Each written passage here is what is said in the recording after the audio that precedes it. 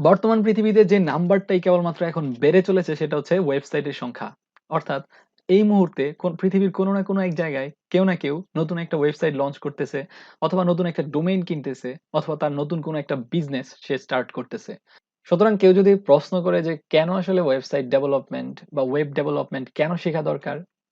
তখন আমার পাল্টা প্রশ্ন হবে যে কেন আমি আসলে ওয়েবসাইট ডেভেলপমেন্ট শিখবো না? যদি কারো মাথায় কোনো আইডিয়া থাকে কোনো একটা ব্যবসা লঞ্চ করানোর জন্য, তাহলে তার একমাত্র উপায় হতে পারে তার ছোট একটা ওয়েবসাইট দিয়ে তার স্টার্ট করা। অথবা কোনো একটা ফ্রিল্যান্সিং সাইটে যদি আমরা ভালো ইনকাম করতে চাই, তাহলে হয়তো ওয়েবসাইট ডেভেলপমেন্ট আমাদেরকে ভালো একটা ইনকাম এনে দিতে পারে। যেকোনো স্কিল আমরা যদি আমাদের লাইফে ভালো করে শিখি, একেবারে এটাকে মাস্টার হতে পারি, তাহলে আমরা সহজেই সেটা দিয়ে ইনকাম করতে পারবো। তো এই কোর্সের মধ্যে আমি ওয়েবসাইটের কিছু ফান্ডামেন্টাল জিনিস নিয়ে কথা বলেছি, যেমন HTML, তারপর আছে CSS এবং বুটস্ট্র্যাপ। তো এই ৩ টা টপিকের উপর আমি মোহাম্মদ রাকিবুল ইসলাম এই কোর্সের মধ্যে কথা বলবো। তো প্রথমত আমরা জেনে নিই যে HTML কি? HTML এর কথা বললে আমাদের প্রথমে বলতে হবে যে হাইপারটেক্সট মার্কআপ ল্যাঙ্গুয়েজ। অর্থাৎ এটা কোনো প্রোগ্রামিং ল্যাঙ্গুয়েজ না, এটা হচ্ছে মার্কআপ ল্যাঙ্গুয়েজ। এটা শুধু ট্যাগ দিয়ে আমাদেরকে বোঝানো হয় যে এটা দিয়ে এটা করো বা ওইটা দিয়ে ওইটা করো। জাস্ট কিছু ট্যাগ। অর্থাৎ যদি বলে যে H1 তাহলে যেন সে শিরোনাম ধরে নেয়, আর যদি বলে যে হেড তাহলে যে সে যেন মাথা ধরে নেয়। এটা হচ্ছে কেবলমাত্র আমাদের ব্রাউজারকে বোঝানোর জন্য। তো HTML এর কথা বললে যার কথা প্রথমেই বলতে হবে তিনি হচ্ছে টিম বার্নার্স-লি। উনি হচ্ছে HTML আবিষ্কার করেন বা শুরু করেন বলা যায়। HTML শুরু করার আগে তিনি ওয়ার্ল্ড ওয়াইড ওয়েব চালু করেন। তারপরে তিনি এটা HTML আবিষ্কার করেন। তিনি যখন তার অফিসে কাজ করতেন তখন দেখতেন যে তার ফাইলগুলো ট্রান্সফার করা দরকার পড়তো সাধারণত, যে এক কম্পিউটার থেকে অন্য কম্পিউটার ট্রান্সফার করার অনেক ঝামেলা ছিল। এইজন্য তিনি একটা ফাইল ট্রান্সফার সিস্টেম আবিষ্কার করেন।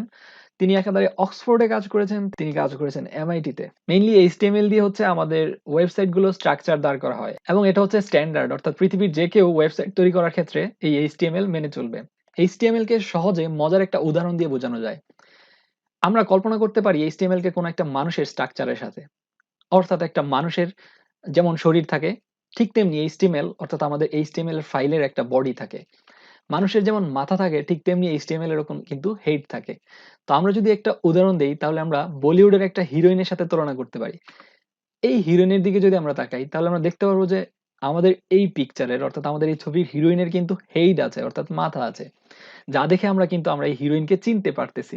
সেম ভাবে আমাদের HTML এর কিন্তু হেইট ট্যাগ রয়েছে, অর্থাৎ মাথা রয়েছে, এবং হেইট ট্যাগের ভিতর যেসব ইনফরমেশন থাকে সেগুলো দিয়ে কিন্তু সার্চ ইঞ্জিনগুলা HTML কে চিনতে পারে, অথবা আমাদের ওয়েবসাইটকে চিনতে পারে।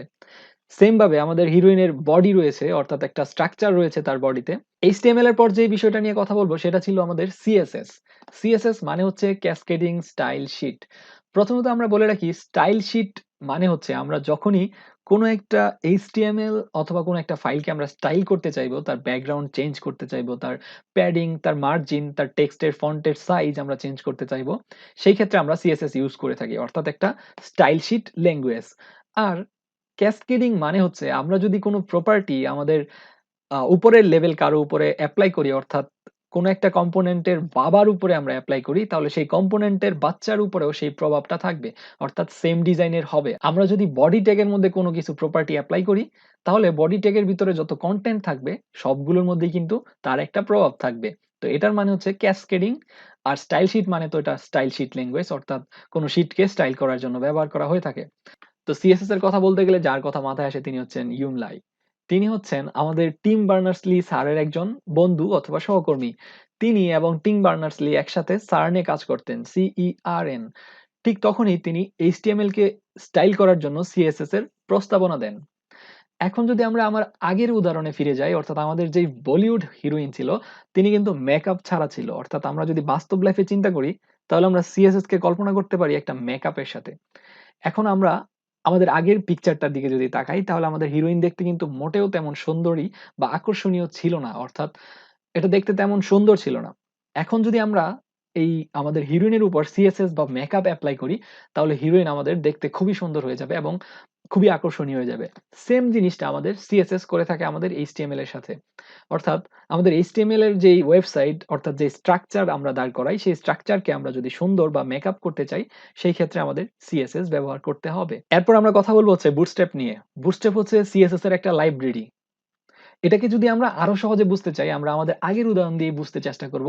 আমরা দেখেছিলাম আমাদের যে হিরোইন ছিল তাকে আমরা মেকআপ করানোর জন্য সিএসএস ইউজ করেছিলাম। অর্থাৎ আমাদের এই হিরোইন কিন্তু প্রত্যেকবার মেকআপের জন্য তার মেকআপ ম্যানকে মাসিক বা মান্থলি পে করতে হয়। তো আমরা যদি বলিউডের অন্যান্য হিরোইনের কথা চিন্তা করি তাহলে প্রত্যেকেই কিন্তু ২ থেকে ৩ জন করে পার্সোনাল মেকআপ ম্যান রাখেন। অর্থাৎ পার্সোনাল ভাবে তাদের মেকআপ ম্যান রাখা দরকার হয়।